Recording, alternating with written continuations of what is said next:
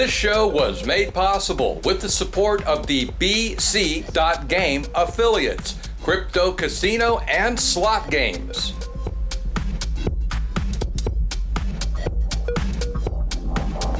Howdy friends, and thanks so much for taking a few moments out of your busy week to watch our program. I have returned after heading down to Texas to watch the total solar eclipse, with a brief stop in Las Vegas where I was almost arrested for infiltrating a top secret government facility.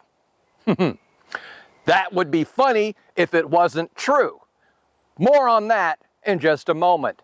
First, we have gambling headlines to deal with, as the Dutch seem hell-bent on surpassing the British as the world's most draconian regulator. So much so that the KSA is our lead story for 2 weeks in a row.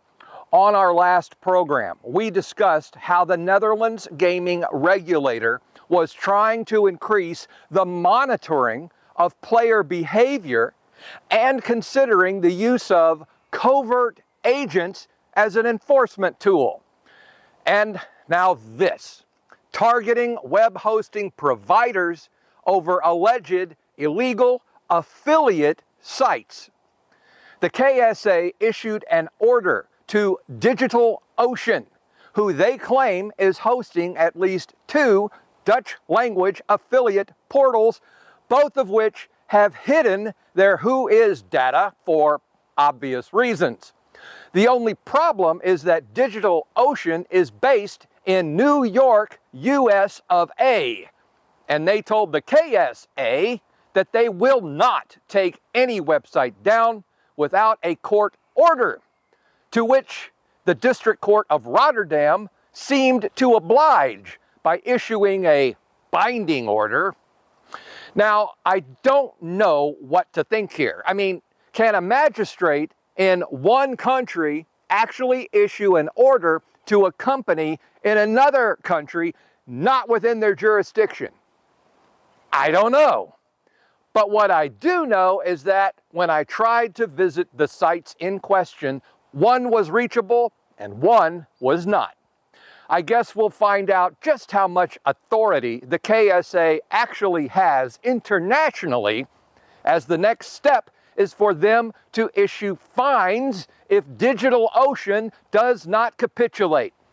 And if all of this wasn't scary enough, the Dutch just entered into a working agreement with Cloudflare. And it's all downhill from here, my friends.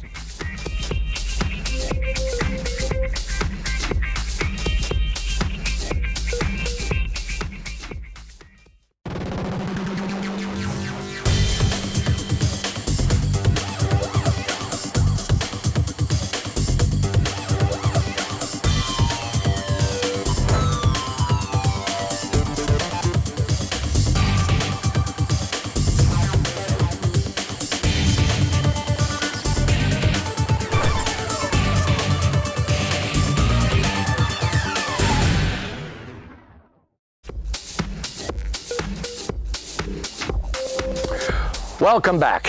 At the beginning of our program, I told you that I was in Texas earlier this week for the total solar eclipse. Now, I know that not everyone can travel, to go see something like that. And so I thought that for those of you who could not be there, I would take a moment to recreate the event here on this program. Safety first, of course.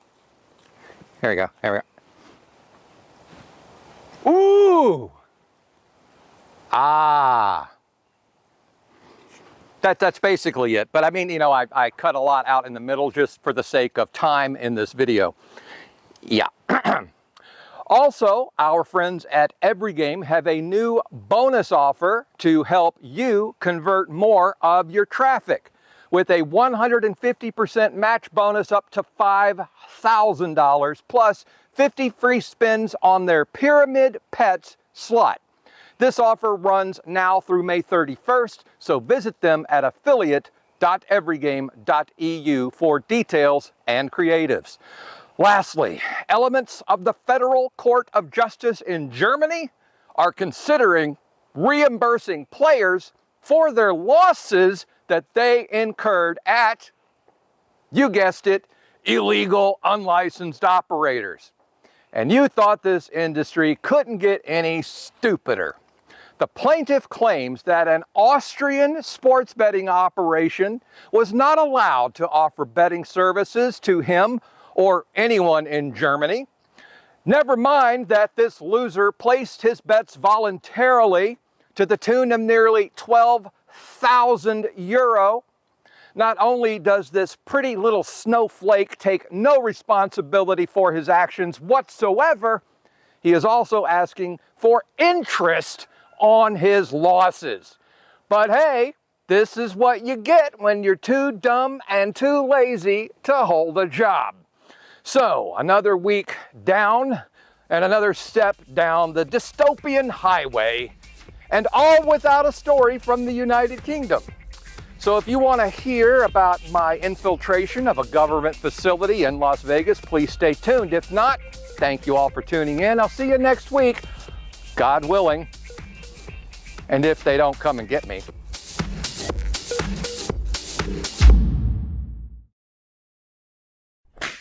For those of you who could not travel, I can recreate the magic of the event for you. Well, damn it. Okay, what happened in Las Vegas? Taking off my glasses so that I can look right into the camera. I've got no script for this. I'm just gonna go with it. Many of you know that as a side project, I run another video which Casino City is aware of and supports, that is a player-focused video here in the United States called This Week in Gambling. And what I do is I report on stories that are player-focused here in the States. In Las Vegas, there is a secret airline. Well, I say secret because there are Wikipedia pages on it. There are whole websites devoted to it. It's been covered in the news and on many Discovery and History Channel specials. It's the Janet Airlines, and they operate out of Las Vegas, Harry Reid Airport. So, I noticed these things, and a lot of people don't know that they're there, so I thought, hey, you know, it'd be fun to feature this little airport, this little secret airport called the Janet Terminal in one of my This Week in Gambling videos. However, I don't just show up and start filming. Anyone who knows me knows that I will always call, email, set up in advance a shoot. I will talk to people, find out what they want shot, what they don't want shot, and I work with them in cooperation, because the last thing I ever want to do is be sneaky or underhanded or show up and get in trouble. However, your best laid plans can go awry. So I show up at the Janet Terminal, which is surrounded by a 12-foot privacy fence with razor wire across the top and an armed guard in a shed. However, you can see all this on Google Earth, and actually in Google Street View, you can go right down and stand right in front of this entrance. So therefore, I didn't think there was going to be any issue with me just standing on the street there. So I had my camera gear off, I set it down, and I turned to the guard tower. And before I can even take 2 steps, out he comes, hand on weapon, and orders me to stop where I am, which I did. He then asked me what I'm doing there, and I told him, and I said, I'm not trying to cause any trouble. I know this is a secure facility. I just wanted to stand across the street and film, and I didn't want to get in any trouble with you guys. He said, okay, I tell you what, go across the street and you film. I'm going to call my supervisor. If they have a problem with you, they'll let you know. And I'm thinking, I just bet you will. So I go across the street and start setting up, at which point I notice an unusual amount of black SUVs begin driving up and down the street, going around the block and coming back. I thought maybe I was just imagining things until one of them actually stopped about 50 yards from where I was filming on the other side of the street and just sat there and watched me. So I said, okay, I got done setting up, I filmed my little introduction, and I wrapped everything up, and I was like, okay, that's fine. I'm gonna get the hell out of here. At which point the SUV pulls up in front of me, rolls down his window, a very well-groomed gentleman in a dress shirt and tie looks at me, salutes, kind of gives me a half smile, and goes on. Whew. So I guess they didn't have a problem with me filming, because obviously they were watching. I left immediately. I was then confronted by a second security officer who told me I was on private property and any filming could be construed as a felony. That's really what you want to hear when you're alone walking the streets of Las Vegas.